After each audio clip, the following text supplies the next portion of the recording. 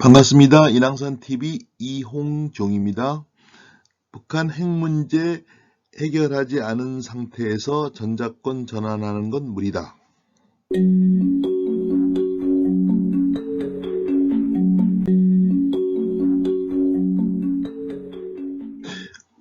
이번에는 천지일보에 실린 이석복 장군님의 인터뷰 기사를 보겠습니다. 미 외교 국방장관 3월 17일 방한, 이석복 장군 한미동맹 강화 바란다면 코드 플러스 가입해야. 인왕산TV 이용종 구독, 좋아요 부탁드리겠습니다. 이석복 장군님의 양력입니다. 육사 21기시고요.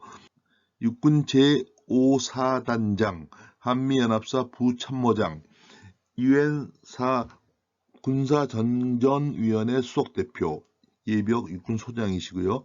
대한민국 수호예비역 장성단 대수장이라고 그러죠. 운영위원장을 맡으셨고 현재 차세대 미래전략연구원 이사장을 하고 계십니다. 이석복 장군님의 사진입니다. 한미 양국은 3월 11일 주한미군에 대한 한국의 방위비 분담금을 올해 13.9% 증가한 1조 1833억 원을 지급하기로 했다. 2년 가까이 접점을 찾지 못하던 방위비 협상이 조 바이든 행정부 출범 46일 만에 타결된 것이다. 이석복 차세대 미래전략연구원 이사장은 트럼프 행정부 때 타결됐어야 했는데 트럼프의 무리한 요구로 타결되지 못했다. 이번에 타결돼서 다행이라며 향후 일본이 부담하는 정도의 수준까지 조금씩 늘려나가야 한다고 밝혔다. 차세대 미래전략연구원은 한국의 헤리티지 재단을 표방하며 급변하는 시대 상황에 맞는 국가 비전을 설계하고 정책 대안을 발굴하는 싱크탱크다. 이석복 이사장은 우리 국가 안보를 위해 한미동맹이 기여하는 건 돈으로 산출할 수 없다며 미일 간 방위비 분담금 수준까지 증액시킬 필요가 있다. 그건 우리 국가 능력에 비춰봐도 가도하지 않다고 밝혔다. 이처럼 바이든 행정부가 방위비 문제를 해결하면서 한미동맹 복원에 적극 나설 것이란 관측이 나온다. 이석복 이사장은 한미동맹이 진정으로 발전하기 바란다며 미국의 인도태평양 전략에 대해 적극 지지를 보내야 한다며 그리고 코드 플러스에 가입해야 한다고 제안했다. 이어 그것 없이 한미동맹의 발전을 기대하기 어렵다. 이번 바이든 정부에선 우리 정부에 강력히 요구할 것으로 생각한다고 말했다. 코드는 사실상 중국 견제를 목적으로 구성된 미국, 일본, 인도, 호주를 포함한 4개국 안보협의체를 의미한다. 이석복 이사장은 인도태평양 전략을 지지하면서 코드가 아니라 펜타 또는 펜타 플러스로 발전시켜야 한다며 그래야 우리나라 위상을 확보할 수 있다. 펜타가 되면 한국까지 포함시키는 것이라고 설명했다. 한국을 포함한 5개국이 주가 되어야 하고 나머지가 플러스가 되어야 한다는 것이다.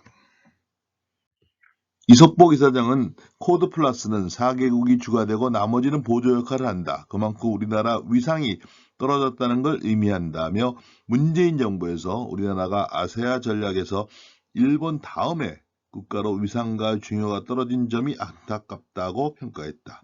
한미는 지난 3월 8일부터 올해 전반기 연합주의소 훈련을 시작했다. 이번 훈련은 코로나 상황을 고려해 참가 규모를 최소화했다. 이석복 이사장은 실기동 훈련을 할 때 100% 훈련의 효과가 나타날 수 있다. 그래서 실제로 병력과 기동 장비를 투입해야 하는 것과 시뮬레이션 하는 것과 상당히 차이가 크다며 실기동 훈련 없이 워게임만 해서는 전투력 유지가 어렵고 전쟁에 대비하는 방어태세 발전에도 도움되지 않는다고 지적했다. 이어 한 번은 워게임 방식으로 하더라도 한 번은 실기동 훈련이 되어야 한다. 그래야 실제 몸으로 느끼고 그걸 경험해야 전쟁이 벌어지더라도 당황하지 않고 싸울 수 있는 능력을 배양할 수 있다고 말했다. 여기에 전시작전권 전환을 위한 2단계 검증 연습도 미뤄져 내년 봄 전작권 전환 목표를 달성하기 어려울 것이란 전망이 대두된다. 이석보 이사장은 한미가 전작권 전환을 위해 3가지 조건을 합의했는데 이 중 국제적인 안보 환경이 유리한 환경이 되어야 한다는 내용이 포함됐다. 이것이 바로 북한 핵 문제라며 핵도 없는 나라의 지휘관이 핵이 있는 나라와 싸우면서 작전 지휘를 할 수 있는가?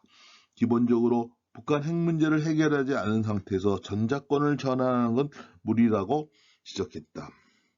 한국 항공우주산업 KAI는 지난 3월 1일 한국형 전투기 조립 모습을 공개했다. 2001년 국산 전투기 개발을 공식화한 지 20년 만이다. 이석보 이사장은 지금은 스텔스 기능이 보장되지 않으면 최첨단 항공기라고 하기에 아쉬움이 많다고 평가했다. 이어 그래도 우리가 최초로 전투기를 생산하는 데 시대에 맞는 5세대 항공기는 스텔스 기능이 보장돼야 한다고 말했다. 정부에서는 또한 경항공모함을 군에 도입하기 위해 노력하고 있다. 이 이사장은 항공모함을 보호하기 위해 잠수함, 구축함, 순양함, 헬기 등이 필요하다. 그걸 보호하느라 다른 걸 전혀 할 수가 없다며 우리가 북한을 고려하고 기타 잠재 위협을 고려하면 원자력 추진 잠수함이나 이지스함이 실제로 필요하다고 조언했다. 여러분 감사합니다. 일교차 심한 날씨에 건강하십시오.